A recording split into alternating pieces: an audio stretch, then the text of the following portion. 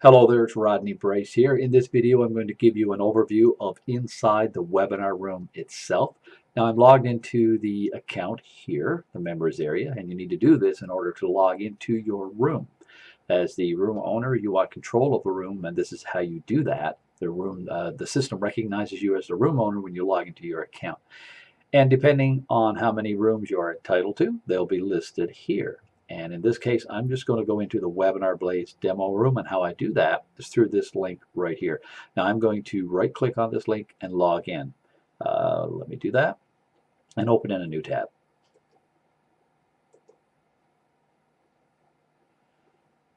Now, once it logs you in, it's going to ask you how you would like to join. If you want to use your microphone or listen only. Now, as the room owner, obviously you're going to want to log in with the microphone, so you would click on the microphone. And then it's going to connect to an echo test. And the echo test determines if your microphone is accessible or not. So if you can hear yourself, you say yes. If you cannot hear yourself, then you say no. And what that does, it's going to bring you here to change your audio settings. So from the microphone drop-down list, whatever you have listed here as microphones, you'll be able to access. In my case, I want to access my HD Pro webcam microphone. Once I do that, then I would click retry. It's going to connect to the echo test again, and this time I can hear myself, so I'm going to say yes. Once it does that, it logs you in, and you're listed over here. Now what I'm going to do is I'm going to actually hide this. This is the visitors list, and this is the chat section. I'm going to hide those because I'm actually going to show you those through a PowerPoint presentation. So if I click here, it's just going to close those, and it gives me what I call the staging area. And so from here is where I'm going to do the presentation. So what you want to do first, what I'm going to do first, is click on the Actions tab down here, and I'm going to click on Upload a Presentation. So it's going to bring me here. And from here, I will load my presentation. So let me go ahead and do that. Now I clicked here and I uploaded the webinarBLAZE overview. It's a PPTX. It says to be uploaded. And so I'm going to click here where it says upload. And what it's going to do, it's going to go through the process. You're seeing that it's uploading. And it's uploading those slides. And what it's doing, it's going to convert those slides into a PDF file. So any Microsoft document, whether it's a Word document, a PDF, a PowerPoint, any PowerPoint extension, a PPT, PPTX, any of those, even Excel spreadsheets, you can upload here. And what it does, it converts everything to a PDF. It just makes it easier for viewing on many systems. Okay, so this is the first slide. Now what I'm going to do is I'm going to go through these slides, because what they do is they actually outline and show you the different parts of the room. So for example, what I'm going to do, let me just grab my tools. Let me grab this. And let me do this. And so on the left of your room, you actually have the visitors list. So anyone that's going to be in your webinar, they're going to be listed here. And then you have the public chat section. Now the public chat is all of this. And so you'll be able to see the text chat that's going on here. Now you have the ability to turn this off. I'm going to show you that in a moment. In your account, when you logged in, when you set the room title, that gets listed here. So it will tell you welcome to, and whatever you name the room. In this case, it's the webinarBLAZE demo room. So it's a room. So that gets listed here. Okay, let's just move on. And the whiteboard controls are over here on the side. So you're actually going to see them right here on the side of my screen, because I'm recording my entire screen here. So you're going to see these features that I've highlighted right here. And it's whiteboard features. I'm not going to go through each one. What I would like to draw your attention to is the one that's on the bottom here, which is this one here where my mouse is. And this turns on multi-whiteboard users. So if you turn that on, then all people will be able to write or draw on the staging area. Okay, just want you to know that.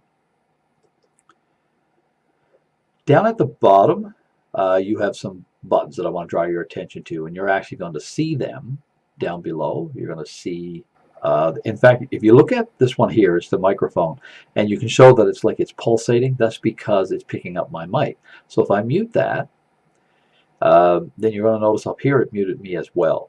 And now the system is not picking up my mic. And you'll also notice that I disappeared from up here. I'll explain that to you in a moment as well.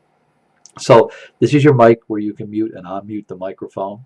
This button here says leave audio. It's a speaker mic control is what it is. So if you want to switch into listen only mode, or if you want to switch into microphone mode, you can do that from here. This feature then is the webcam, this one right here. It's going to show you how to engage your webcam. I'm going to do that in a moment to show you. And then share your webcam, share your screen, I'm sorry, right here. So that feature is available if you want to share your screen, and I'll go through that as well in just a moment. Down in the corner here is the presenter options. I already clicked on that to show you that you can actually, if I click on it again, you're going to see upload a presentation. You can start a poll. You can share an external video. I'll highlight those for you in another slide here. So going forward here, the polling section. So if you click on start a poll, it's actually going to open this up, and it's going to show you the polling here. It's a smart polling feature. It can actually read the content on your slide. So it's to be used with your slide. So let's say, for example, you have a slide and you ask them a question and you give them multiple choice. If you have A, B, or A, B, and C, or A, B, C, D, or A, B, C, D, E, F, if you give them all those options, the system is going to know that. Even if you give them 1, 2, 3, 1, 2, 3, 4, 5, whatever the options are, the system will know this, and it will give them that ability to choose. So it's a smart polling feature. Let me get rid of that again, and let's move on. You already saw me do this. It takes you to the presentation upload area, and so you can drag and drop, or you can search your PC for it. So again, any Office document, you can upload here and it converts it into a PDF. You can delete it from in here. You can also give people the ability to download it. So there are 3 options here. The first one is this one right here. The very first one right here. That one gives you the option for people to be able to download the file. So if you upload a document, you want people to have access to that document, then you can come in here and click on that, and then they can download that. You can also delete it from here as well. Anytime you up or drag a file here, you have to click here where it says confirm. That way the system will upload that. Share external video. If we click here and share an external video, this is what you get. And so you can paste the URL for a video in here. Shared external videos will not appear in the recording. Now, what that means is we actually have a recording feature that's disabled during this presentation, and it will not record the video. But you can upload YouTube videos, Vimeo videos, Instructure Media videos, Twitch, and Dailymotion URLs are supported. So if you paste them in here, they will appear on the stage. And not just appear on the stage, but you actually control them. So you play them for everybody, you pause them for everybody, and you stop them for everybody. So you have full control over that. There is a section here that I like a lot because it gives you a lot of control. And it's located, well, let me see, we got to come back here to this section. And you'll have the users here. It says 1 user because I'm just in here by myself. But to the side of that, you're going to see it's a gear, it's a wheel, so manage users. And when you click on that, it gives you some features where you can clear all status icons, mute all users except the presenter. You can save the users in the list if you want to know who attended your webinar. You can lock viewers. I'm going to get into that in a moment. I like that one a lot. There's create breakout rooms, which I'll get into, and there's closed captioning. So these are some things that you can control in here. So let's just go on to the next slide and see where that takes us. Okay, it takes us to the lock viewers tab. So let me just demonstrate that for a moment. So in here, I keep coming here. Let's go back here. And let me click on this again. And right here, we're at lock viewers. So if you click on that, it's going to give you the ability to control certain things. Share webcam. All of these are on right now. So that means anyone that logs in can share their webcam. It's all unlocked. They can see other viewers' webcams. They can share their microphones and talk. They can send public chat messages. They can send private chat messages. And they can see others in the visitors list.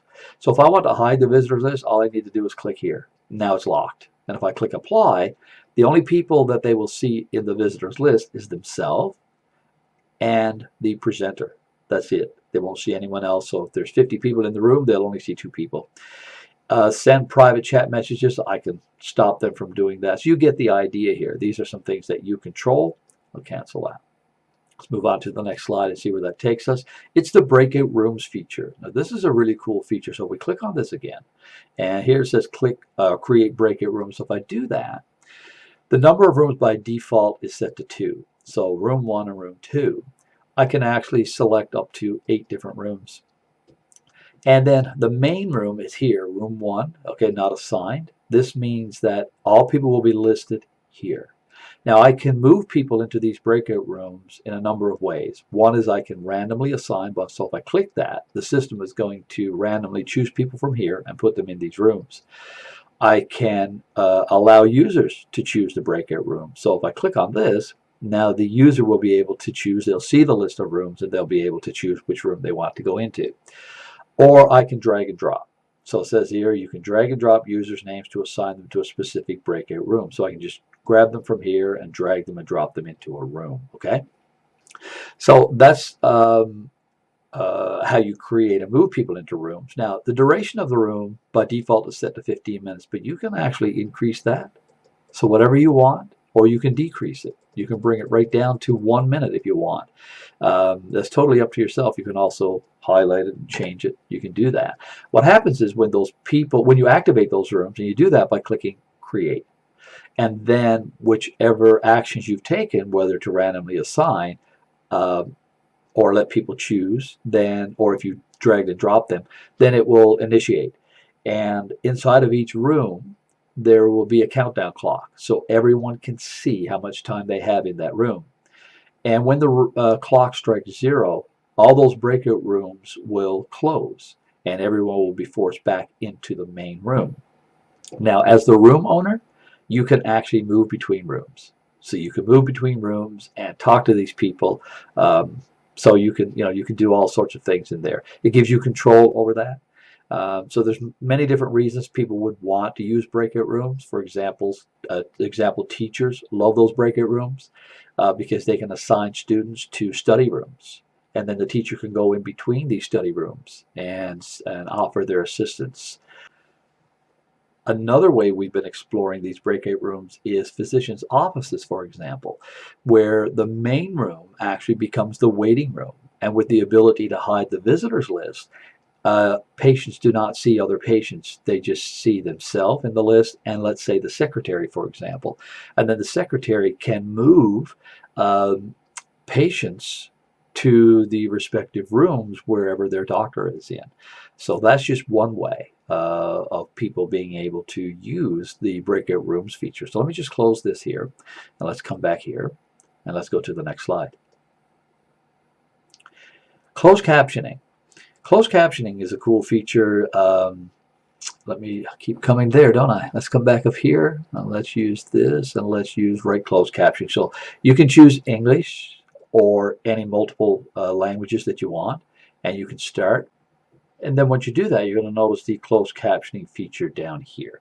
And it's a great feature that as long as you can, or you have someone who can type as fast as you can talk, then they can provide the closed captioning for you. Let's move on here. In the upper corner here, you're going to barely see it's my name, but you're not going to see it here. So what happens is when someone engages their microphone like I just did, and the sound detects that, then it's going to bring their name up here. That's a great feature for when you have people who are talking and not on webcam, just using their audio. Then you'll be able to know who is talking. You can address them by their name. So it helps if you have a lot of people in the room and you really can't identify the voice, but you can put a name with it if you allow them to speak. In the upper right corner, there are 3 dots. You'll see them up here.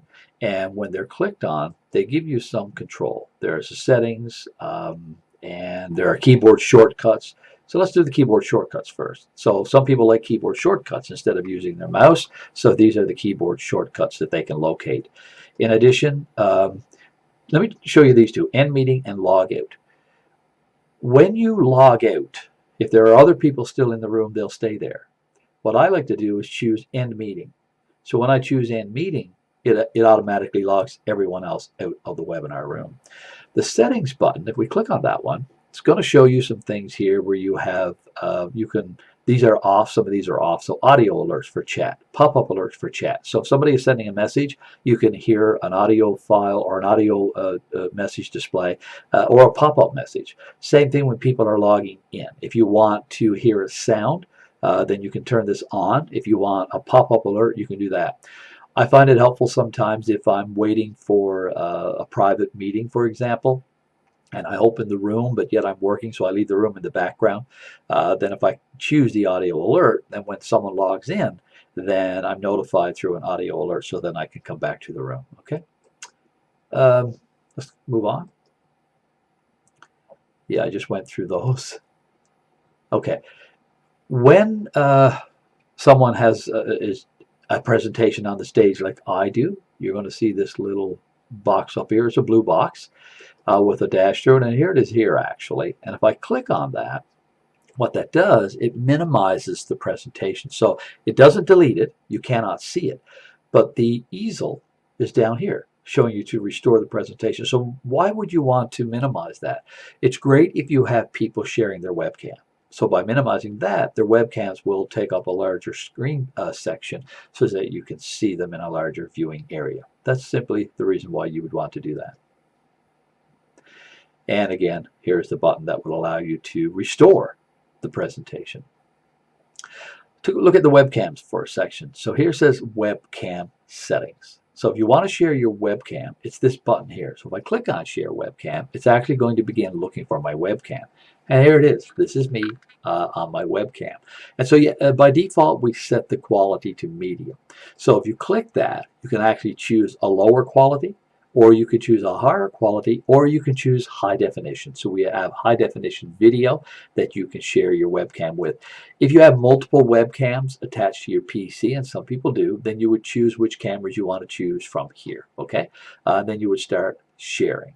And if I click on start sharing, then you're going to see that it's now going to begin sharing my webcam. And remember when I said you minimize the presentation? This is what happens. Your video appears much larger on your screen. Then if you hit this button, it restores that, and the webcam is back there. So I can remove my webcam again, and let's move on. Sharing your screen. There are several things about sharing your screen. And let me just click on this button right here where it says share your screen. What it does, it gives you the ability by default to share your entire screen. That's the one that's highlighted right here. And in order to share that screen, you actually have to click on this section because right here, this button is not accessible. So I have to actually click this. When I click this, then I'm going to click share. Now, if I do that, what that does is everything and anything that you have going on your PC, people will be able to see. So if you switch between windows and screens, they're going to be able to see that. If you want to tighten things up a little bit, you have the application window. What the application window is, so for example, any software programs that you would have open in the background, you're going to be able to share. You would pick and choose whichever one you want to share, and then they would only see that one. So if you do happen to go to another window or another screen, they won't see it. Maybe you want to share a Chrome tab, okay? So if you click on the Chrome tab, then any Chrome tabs that you have open, you can pick and choose, and then that's the only tab that they will see. They won't see anything else. All right, let me cancel that. Okay, so that's it for the webinar room overview. So let me show you what happens when people exit the room properly, and what you can do as the room owner to ensure that people have logged out. When you're ready to log out, you click the options and you click where it says end meeting. This is going to log everyone out. When you do that, it's going to ask you, are you sure you want to end the session? You're going to say yes, and then it's going to take you to the website that you designated inside of your account when you set up where you want people to go when they leave the room. So we click on yes. This session has ended, and you will be forwarded back to the home screen. So whatever the home screen is that you set up in your webinar account. In my account, for example, I have it set up to take people back to webinarBLAZE. That's it. Thank you for watching.